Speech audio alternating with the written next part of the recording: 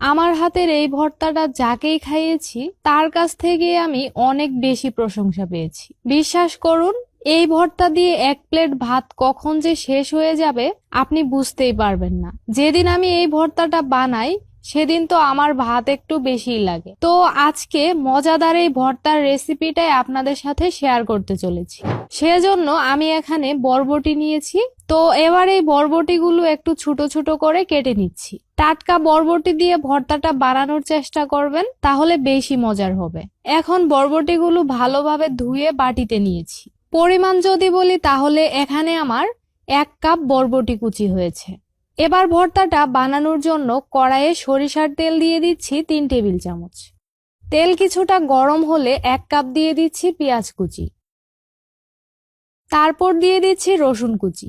এখানে আমি 2টা বড় সাইজের রসুন ব্যবহার করেছি। তারপর স্বাদ মতো দিয়ে দিচ্ছি কাঁচামরিচ কুচি।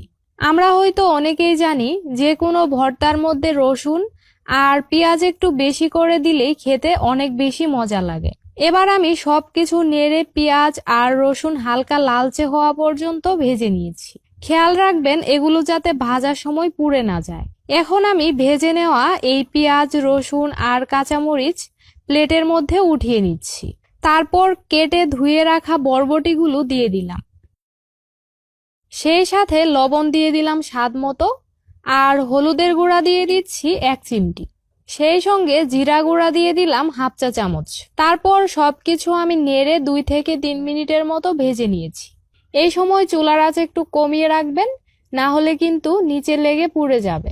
ভাজা হয়ে গেলে খুবই সামান্য পরিমাণে অর্থাৎ 1/4 কাপের মতো দিয়ে দিচ্ছি পানি। তারপর ঢেকে চুলার আঁচ লো হিটে রেখে পানিটুকু শুকিয়ে নিতে হবে। বরবটি ভর্তার জন্য আমি বরবটিগুলো একেবারে সিদ্ধ করি না, তাহলে সবুজ রংটা নষ্ট হয়ে যায়। দেখুন, এখন যেটুকু পানি আছে এটা আমি ঢাকা খুলে নেড়ে শুকিয়ে নিয়েছি। নিশ্চয় খেয়াল করছেন বরবটিগুলোর সবুজ রং কিন্তু একবারে ঠিকঠাক আছে, আর এগুলো কিন্তু কাঁচাও নেই, অর্ধেক সিদ্ধ হয়ে গেছে। এবার এগুলোকে কড়াই থেকে তুলে প্লেটের মধ্যে উঠিয়ে নিয়েছি।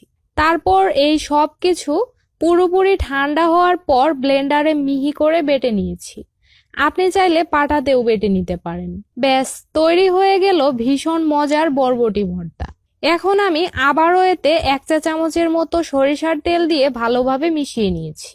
ভর্তা মানেই কিন্তু সরিষার তেলে বানাতে হবে, তাহলেই আসল স্বাদ আসবে। গরম ভাতের সাথে এই ভর্তাটা জাস্ট ফাটাফাটি। শুধু একবার এই ভর্তা বানিয়ে খেলে আপনি এর ভক্ত হয়ে যাবেন। 1 প্লেট ভাত যে কখন শেষ হয়ে যাবে বুঝতেই পারবেন না। আশা করি আমার আজকের রেসিপি আপনাদের কাছে অনেক ভালো লেগেছে। আজ তাহলে এখানেই বিদায় নিচ্ছি। আল্লাহ হাফেজ।